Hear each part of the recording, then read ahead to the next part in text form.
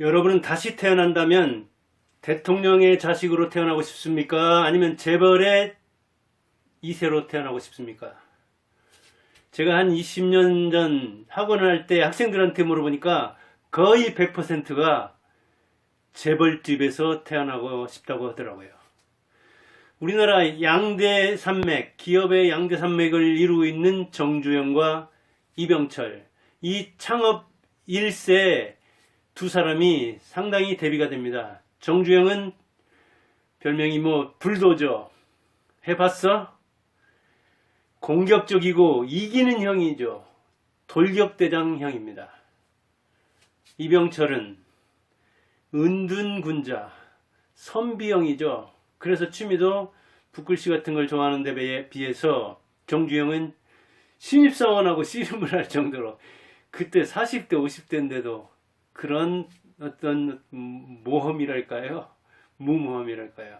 그러니까 불도저 같은 그런 별명이 붙는 겁니다. 그리고 정주영은 초졸 출신이죠. 그때 당시로서는 일제시대 초기니까 사실은 초졸만 해도 학벌이 좋은 셈입니다. 그런데 이병철은 그보다 더 나이가 많은데 와세다 대학 중퇴니까 어마어마하게 학벌이 좋은 거죠. 그래서 이제 거기서 나오는 이 지지 않는 형, 지략가 형, 그리고 생각해서 곰곰이 뭔가 따져서 사업도 진척시키고 계획한 것을 실행하면서도 꾸준히 점검하는 그런 스타일과 비해서 정주영은 그 별명에서 보듯이 밀어붙이는, 해봤어? 하면서 안 되면 되게 하라 하는 그런 스타일을 붙인 거죠. 그런데 정주영은 거기에 좀 불만이 있는 거 봅니다. 이 땅에 태어나서라는 그 자서전에서 나는 생각하는 불도저다. 생각하는 불도저. 밀어붙이기만 하는 사람이 아니라 생각하는 불도저인데 곰곰이 계획하고 생각하고 계획해서 될성 부르면 실행하는데 내가 어디서 가서 그렇게 고민한 것을 고심한 것을 안 한다고 하면은 안 된다고 하면은 그 참모들한테 해봤어? 하면서 실행할 것을 촉구했는데 최종 단계에 그 해봤어 하는 그 이야기가 너무 유명하다 보니까 불도저로 아는데 아니다. 사실은 나는 생각하는 불도저다. 그런데 이번에 실제로 김성환이라는 김성훈 울산대 경영학과 교수가 정주영이 쓴 거 자서전 또 그의 평전도라고 그랬죠. 아주 많은 그 저서들이 나오는데 거기에서 이제 그가 한 언행, 그 다음에 인터뷰, 그리고 연설 이런 데서 한 용어 중에 그가 가장 많이 사용하는 말이 뭔가 분석을 해봤더니 생각이라는 거예요. 생각. 불도저가 아니라 해봤어가 아니라 생각이라는 거예요. 그러니까 가방끈 짧으니까 덮어놓고 무식하게 무모하게 불도저처럼 밀어붙이는 것만 생각하는데 그러지 않았다는 이야기죠. 그리고 정주영이 자칭 얘기했듯이 생각하는 불도저인데 실제로 조사를 해보니까 그가 쓴 말은 생각이었다. 그런데 그가 가방끈이 짧다 보니까 어찌 보면 누구에게도 매이지 않는 어떤 학설에도 매이지 않는 서산 그 간척지를 마지막 물막이 할 때는 유조선으로 물막이를 하는 이른바 정주영 공법을 생각하는 것도 어디 토목 아니면 건설 이런 걸 전공했으면 그 대학에서 누구의 학설 일본 미국 그쪽의 이론 첨단 기술 여기에 매였을 텐데 매이지 않은 거예요. 초등학교 출신으로서 가방끈이 짧으니까. 그런데 그것을 골똘히 생각하기 위해서 고심고심해서 생각해서 밀어붙였다는 이야기죠. 그래서 해보니까 됐잖아요. 그런데 어때? 공학한 사람들은 아니 그거 세계적으로 유명한 그 토목 건설에서도 적용되지 않은 건데 그런 건설학자가 말도 안 한 건데 어디에도 나오지 않는데 어디에 안 나오니까 내가 생각한 거야. 그러니까 한번 해보자고 이렇게 나오는 거죠. 그걸 볼 때 그는 생각 예찬론자입니다. 생각 전도사라고요. 그래서 생각하고 계산하고 모험하고 용기를 내고, 그리고 나는 된다는, 끝까지 할 수 있다는 신념을 가지고 이렇게 생각과 실행이 한 덩이가 돼가지고 내 별명이 불도저 됐는데, 이렇게 마지막 이미지로서 나를 이렇게 상징하는데, 나는 불도저가 아니라 그 전에 거기에 생각하는 AI 불도저가 아니라 인간적 불도저다. 인간 불도저다.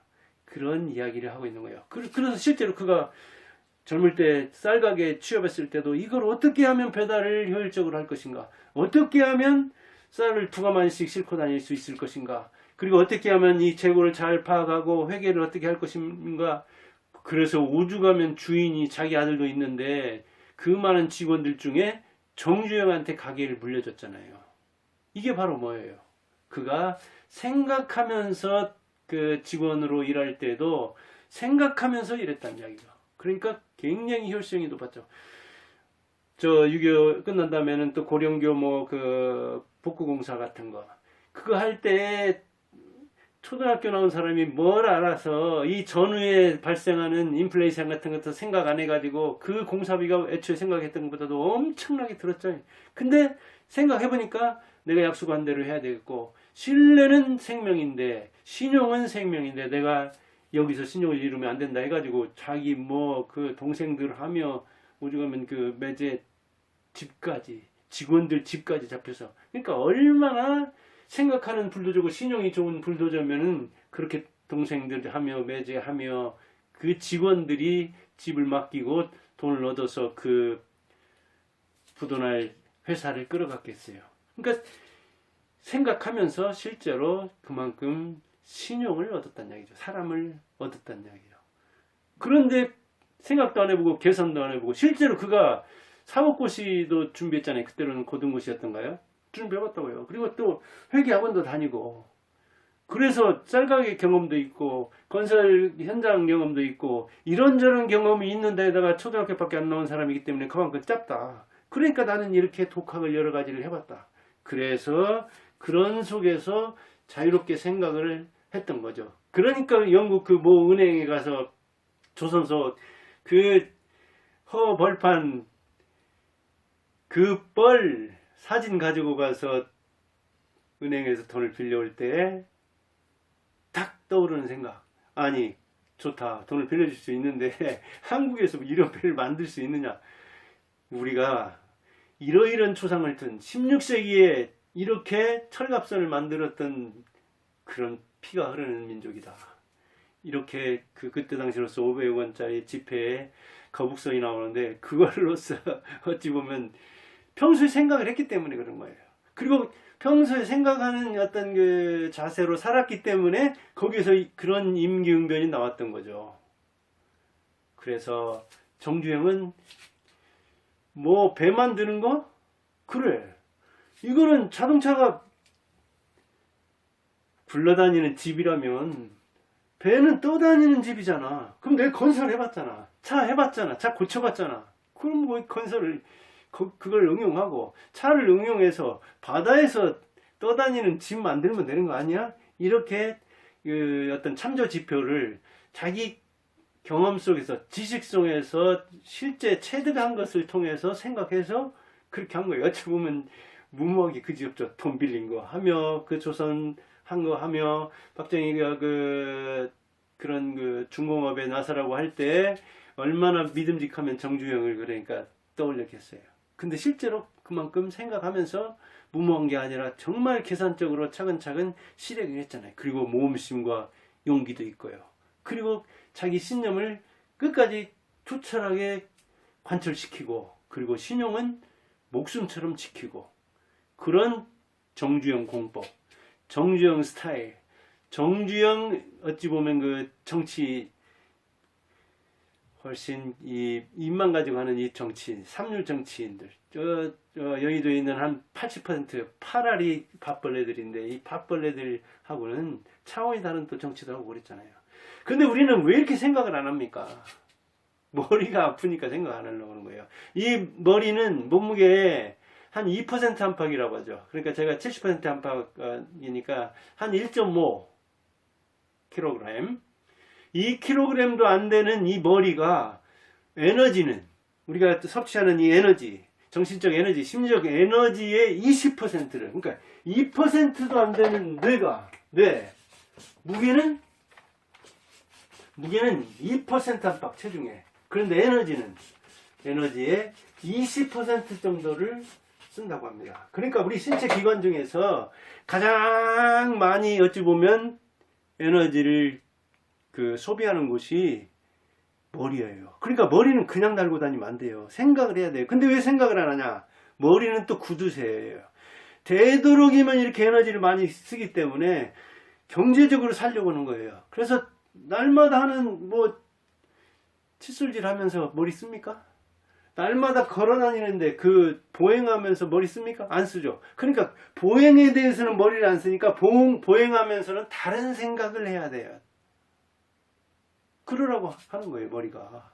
근데 머리가 이렇게 최소 비용을 통해서 최대 효과를 내려고 하니까 이런 구두쇠의 습관화, 아주 자린고비, 이런 스타일의 뇌에 자꾸 공급을 안 하고 생각을 안 하면 할수록 뇌는 더 편하니까 좋아하는 거예요. 그래서 더욱더 생각을 안 해요. 근데 이렇게 유튜브, TV, 남의 말 듣기만 하는 거, 이런 것들은 생각하는 힘이 약해요. 그러니까 저처럼 이렇게 어찌 보면 자막도 안 달고 그래프나 이런 것도 안 그리고 이렇게 원시적으로 하는 게 어찌 보면 라디오를 듣는 게 사고력을 올리는 데는, 즉 머리를 쓰게 만드는 데는, 그래서 머리도 자꾸 써야 하는 거예요. 이게 써야 더 머리가 발달하는 거거든요. 그래서 머리 뒀다 어디다 쓰냐 보잖아요.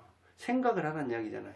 근데 TV나 유튜브나 이런 것들은, 남의 말 듣는 것은 수용이에요. 그냥 소극적, 의도적 수용이 아니라 소극적 수용이라고요. 근데 독서하고 글을 쓰고 토론을 하고, 이거는 생각해서 다른 사람 말에 응대해야 하는 토론, 생각해서 이 백지 상태 같은 것에서 뭔가 쏟아내야 하는 글쓰기, 생각하면서 이 저자의 글을 비판적으로 수용해야 되는 독서, 이거는 머리 아픈 일이에요. 근데 우리는 머리 아픈 일은 되도록이만 안 하고, 머리 안 아픈 일은 유튜브를 많이 보잖아요.